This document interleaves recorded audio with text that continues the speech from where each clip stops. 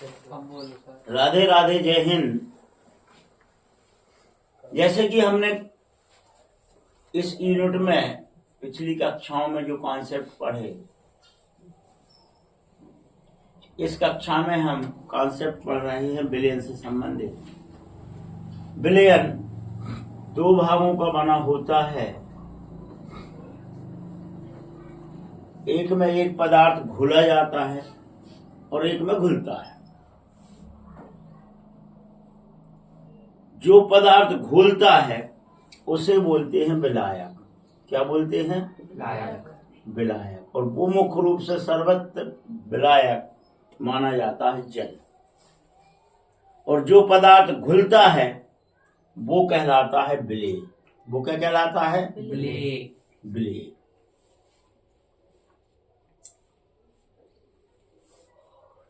यह आपस में मिलकर होमोजीनस मिक्सचर बनाते हैं, समांगी विलयन बनाते हैं, ना कि नया पदार्थ बनाते हैं। अगर दो या दो से अधिक पदार्थ नया पदार्थ बनाए तो उसको कहेंगे रासायनिक अभिक्रिया, केमिकल रिएक्शन।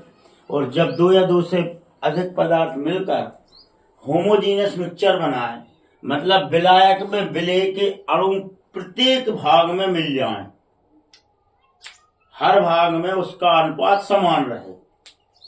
अगर विलेय के मॉलिक्यूल्स इस पात्र में जल के साथ, मान लो विलेय नमक है, तो नमक के मॉलिक्यूल्स यहाँ 20 हैं तो यहाँ भी 20 रहे, यहाँ भी 20, यहाँ भी 20 और यहाँ भी 20, 100:20, तो ये कहलाएगा होमोजीनियस मिक्सचर। और अगर विलायक में जल में नमक चूना डाल रहे हैं तो थोड़ी देर तो वो होमोजीनियस मिक्सचर रहेगा, लेकिन थोड़ी देर बाद धीरे धीरे वह नीचे की ओर बैठ जाएगा। तो ऊपर की ओर मान लो वहां 10 मॉलिक्यूल्स हैं तो बीच में 20 हो गए तो नीचे हो गए 70, तो ये कहलाएगा हेटेरोजीनस मिक्सचर या विषमांगी मिक्सचर। तो ये कहलाएगा प्रेसिपिटेट, अपक्षेपण की क्रिया, और ये कहलाएगा अपक्षेप।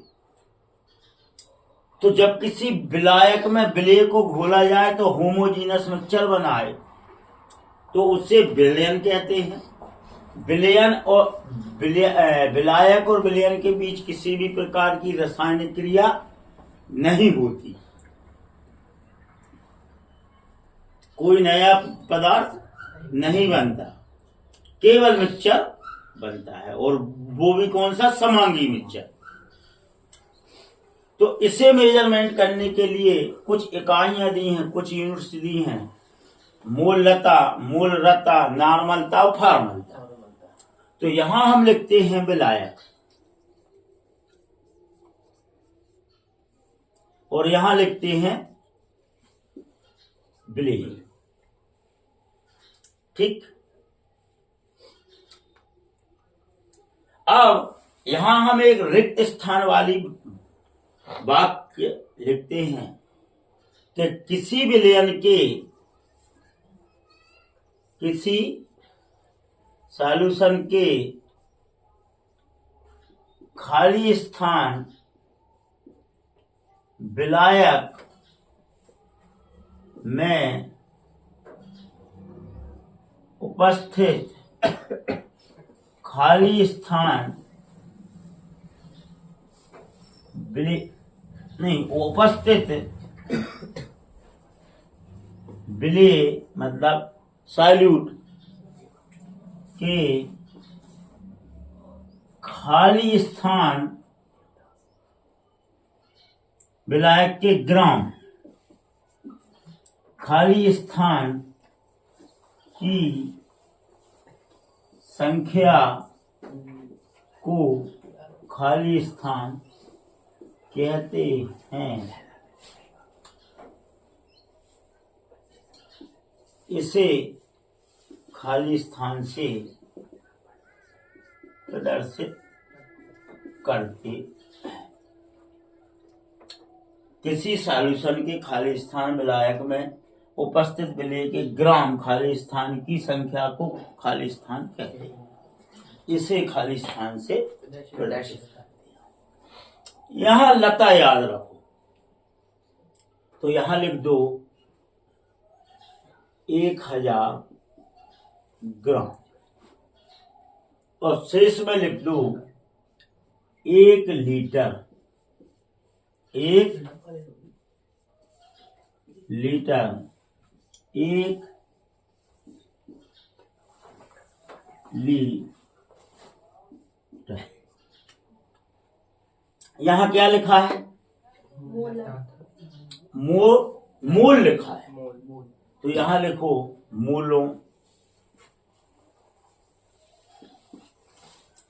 की ग्राम संख्या। यहां भी मोल लिखा है, तो मोलों की ग्राम संख्या। यहां लिखा है नॉर्मलता। नॉर्मलता माने तो तुल्यांकी भार, इक्विवेलेंट वेट। नॉर्मलता माने इक्विवेलेंट वेट। तो ग्राम तुल्यांक संख्या, ग्राम तुल्यांकी द्रव्यमान संख्या, ग्राम तुल्यांक की द्रव्यमान संख्या। और फॉर्मलता में ग्राम सूत्र द्रव्यमान, ग्राम सूत्र द्रव्यमान संख्या है ग्राम सूत्र द्रव्यमान संख्या। अब संख्या चूंकि अपन पहले लिख चुके हैं यहां पर, तो अब देखो मोल लता किसे कहते हैं? तो किसी विलयन के 1000 ग्राम विलायक में, 1000 ग्राम विलायक में उपस्थित विलेय के ग्राम मूलों की संख्या या ग्राम मूलों की संख्या को मोल लता कहते हैं। इसे कैपिटल एम से याद भाई क्या नहीं? Yes sir. है मूलों की संख्या, अणुओं की संख्या एक ही बात। अब मोल लता, तो किसी विलायक के 1 लीटर विलायक में, किसी विलयन के 1 लीटर विलायक में उपस्थित विलेय के ग्राम मूलों की संख्या, अणुओं की संख्या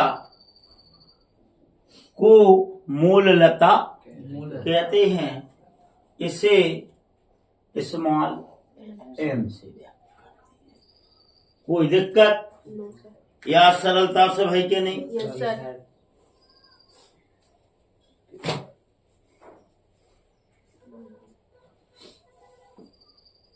अब आ जाओ नॉर्मलता। किसी विलयन के 1 लीटर विलायक में उपस्थित विलेय के ग्राम तुल्यांकी द्रव्यमान की संख्या को नॉर्मलता, नॉर्मलिटी कहते हैं। Equivalent number of gram mole normality को नॉर्मलता या नॉर्मलिटी कहते हैं। इसे एन से प्रदर्शित करते हैं। कोई दिक्कत? फॉर्मलता। किसी विलयन के 1 लीटर विलायक में उपस्थित विलायक के विलेय के ग्राम फार्मूला या ग्राम सूत्र द्रव्यमान की संख्या को फॉर्मलता कहते हैं। इसे एफ से व्यक्त करते हैं। याद हो को नहीं? Yes sir. अगर हम इन्हें अलग अलग पढ़ाते तो आप कहीं लीटर लिखते, कहीं ग्राम लिखते, कहीं मूलों की संख्या लिखते, कहीं नार्मलता है। तो सीधी सी बात है, ये मूल है तो मूलों की संख्या, ये मूल है तो मूलों की संख्या, यह नार्मलता है तो इक्विवेलेंट वेट तुल्यांकी मास, और फॉर्मलता है तो ग्राम सूत्र द्रव्यमान की संख्या। भाषा एक बार लिख दो और खाली स्थान, केवल हमको चेंज कहां करना है उस चीज पे पॉइंटेड याद करो। इस प्रकार जब भी हम कोई परिभाषा या नियम याद करते हैं तो वह तुल्यात्मक ढंग से और उसके मेन पॉइंट निकाल के, तो वो हमारे मन मस्तिष्क में स्थायी रूप से रहा आता है और गलती की कम से कम संभावना है। अब सूत्र तैयार करें हम। एन बराबर स्मॉल एम बराबर एन बराबर और एफ बराबर। अब देखना, अब ध्यान देने वाली बात है, यहां पर हम W लिख दो वेट और गुणित 1000, गुणित 1000 और यहां लिख दो कैपिटल एम है तो स्मॉल एम इंटू, यहां छोड़ दो अभी, यहां स्मॉल डब्लू इंटू 1000, यहां स्मॉल एम है तो यहां कैपिटल एम, क्योंकि ये है विलेय के अणुओं का द्रव्यमान। यहां भी W इंटू 1000, अब यहां मोल थे, अब यहां का है इक्विवेलेंट वेट, इक्विवेलेंट वेट, तो यहां लिखेंगे हम EQ, क्या लिखेंगे EQ, इक्विवेलेंट वेट गुणित गुणित, और यहां लिखेंगे स्मॉल W इंटू 1000 बटे, यहां लिख देंगे एफ ग्राम फार्मूला। कोई दिक्कत? अब यहां क्या लिया है, तो जहां स्मॉल लिया है तो जहां का कर दें हम W। यहां क्या लिया है तो V में वॉल्यूम में ज्ञात करेंगे। यहाँ क्या लिया है किसमें करेंगे, यहाँ कोई दिक्कत? याद हो गया? पहले का लिखो लता, फिर का लिखो फिर लता ग्राम में, बाकी सब लीटर। मोल है तो ग्राम मोलों की संख्या, मोल है तो ग्राम मोलों की संख्या, नार्मलता है तो तुल्यांकी भार, ग्राम तुल्यांकी भार द्रव्यमानों की संख्या, और फार्म है तो ग्राम फार्मूला द्रव्यमान की संख्या। डेफिनेशन सेम है, किसी विलयन के 1000 ग्राम 1 लीटर 1 लीटर में उपस्थित विलेय के यहाँ के लिए मोलों की संख्या, ग्राम मोलों की संख्या, मोलों की ग्राम संख्या, यहाँ पर भी मोलों की संख्या या ग्राम मोलों की संख्या, यहाँ ग्राम तुल्यांकी द्रव्यमान संख्या और यहाँ ग्राम सूत्र द्रव्यमान संख्या को मूललता, मूलरता, नॉर्मलता, फॉर्मलता कहते हैं। अब एक नया कॉन्सेप्ट आता है यहाँ पर,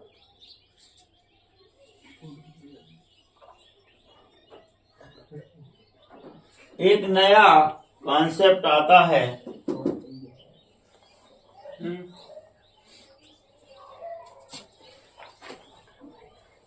मूल प्रभाज। क्या आता है? अंगला फॉर्मलता के बाद मूल प्रभाज। Mole fraction. अब ये मोल प्रवाह क्या है? अब मान लो 1 litre, 2 litre, 10 litre, 50 litre, 100 litre, 1000 litre तक तो मान लिया जाएगा कि ये यूनिट काम कर जाएंगे। अब समुद्र में कितना नमक है बताओ ना। वायु में कितनी नाइट्रोजन है? तो वायु क्या हो गया? विलायक। नाइट्रोजन कितनी है? विलेय, क्योंकि जिसकी संख्या कम होगी और जो घुलता है, और जो घुलता है और जिसकी मात्रा ज्यादा होती है वो कहलाता है विलायक। तो यहाँ वायु क्या हुई? विलायक। नाइट्रोजन क्या हुई? विलेय। समुद्र में पानी विलायक। नमक विलेय। अब कहां तक नापो? कितने मूलों की संख्या? तो सीधा मूल प्रभाव, मूल प्रभाव किसी विलयन के, अब विलयन है ये सब, यस सर। किसी विलयन के विलायक या विलेय, विलायक या विलेय। विलेय, दो में से एक ले लो, उसके सापेक्ष विलेय या विलेय विलायक के अनुपात को मूल प्रभाव।